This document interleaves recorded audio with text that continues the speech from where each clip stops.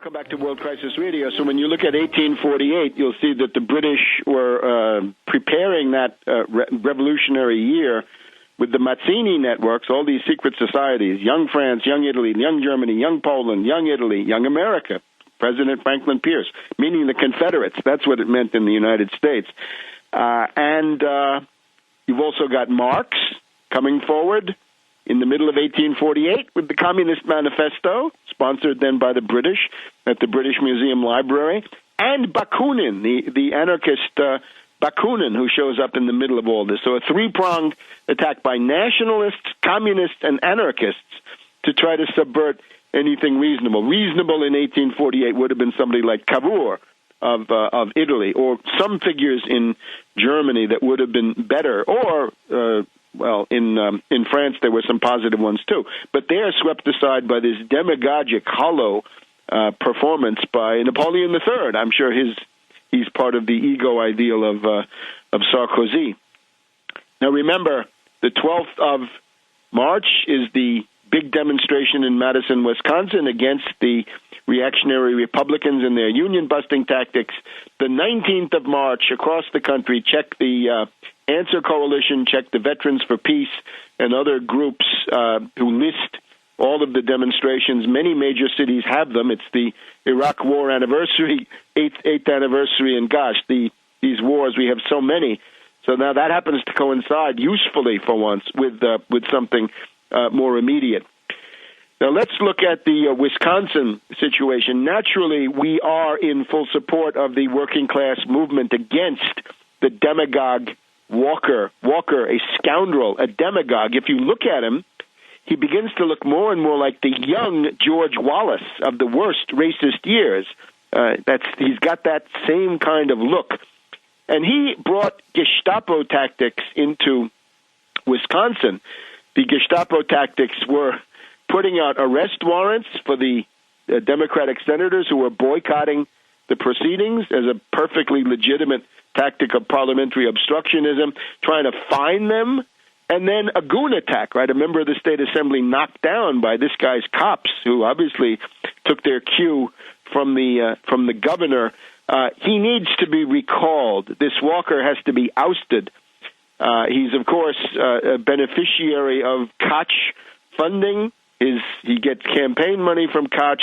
Koch contributes to the Americans for Prosperity, sending Joe the plumber around the state to plead the case in favor of Walker. Generally speaking, the reactionaries mobilizing in favor of Walker, they've got to be defeated. Now, unfortunately, the first chance to oust Walker doesn't come until a year after he's been in office, so January 2012. But there are at least 8 Republican state senators of the union-busting, strike-breaking variety who are vulnerable and are now already targeted by recall actions, and it's worth giving time and money and support and ideas to make those recalls a success. There's also on the other side, the Koch forces have decided to try to recall 8 Democrats. Well, that's fine. A continuous political conflict, continuous conflictuality, continuous politicization. The main danger is the inherent tendency of Obama to sell them out, because this thing in Wisconsin is not welcome to Obama. When the Organizing for America got involved, the White House said, drop it, but out of it. We don't support that. Obama's statements have been so tepid that it's clear that he's not happy with this. It interferes with his bipartisan sellout, right, with his new image as the bipartisan austerity administrator who's like the Republicans but more reasonable. In terms of the bill itself, this is now a law. This was signed by the scoundrel Governor Walker this morning. The bill is illegal. The law is illegal. It violates not even a regulation but a law in Wisconsin that meetings and proceedings of this type have got to be publicly announced 24 hours in advance, and they did not do it. So it is illegal. Now, don't hold your breath waiting for the U.S. courts to do anything about it. Largely, it's the recalls. And then we're beginning to see among the signs in Madison calls for a general strike, which is fine. We're all for it. The big question, though, is general strike for what? General strike to force Walker to step down, fine. General strike that these measures should be rolled back, fine. But remember, you have got to spread this movement. It is not enough, I repeat, not enough to simply say public employees should keep their trade union representation. They should, but it's not enough.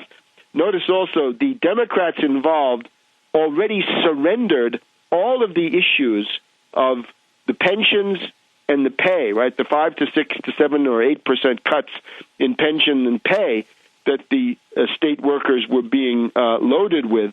That is a terrible thing to do. Why give up on something like that? Why make preemptive concessions? Why surrender?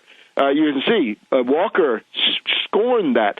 It's time now to take back those wretched concessions that were made, saying, okay, Walker, you want to play rough.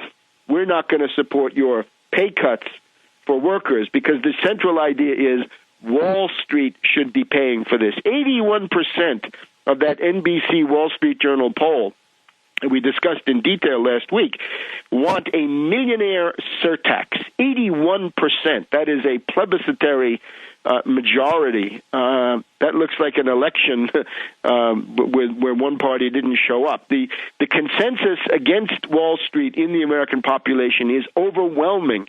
The mood of economic populism needs to be given a specific programmatic content. It has to go from a mood into legislation and concrete measures that can be carried out. Again, my 5-point program I submit is the best, and to some degree it may be the only economic program that makes any sense in the present time.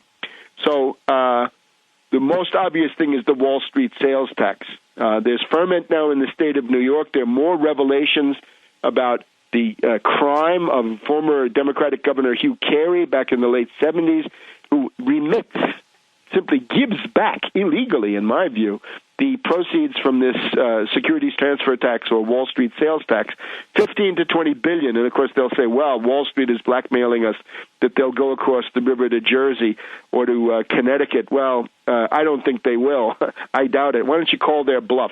And remember, this should be done as a federal law.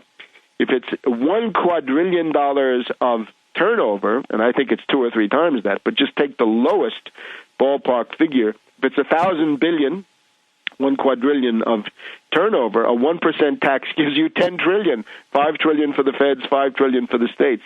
There is no budget crisis. The budget crisis is due to the fact that Wall Street is not taxed, and this goes for the proceedings in Washington. We must inject the Wall Street sales tax as the elementary basis of class consciousness, justice, equity, fairness, and all these wonderful American values that are being systematically forgotten by the Democrats. Because, again, the Democrats, they gave up all of the wage and pension issues before they even started.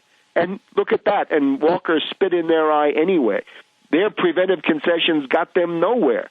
Imagine what the movement could have been like if they said, we're not giving you any of those things. We don't want to have any of your reactionary plans. We want to tax those Wall Street brokerages, right? The zombie banks, the hedge fund hyenas, the people who are driving up the price of gas.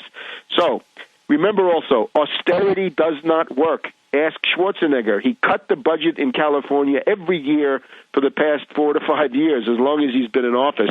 And what he found was the more you cut the budget in a depression, you destroy economic activity, the deficit gets bigger and bigger and bigger. And in Germany from 1930 to 1932, they found it not only destroys your economy, it destroys the political system.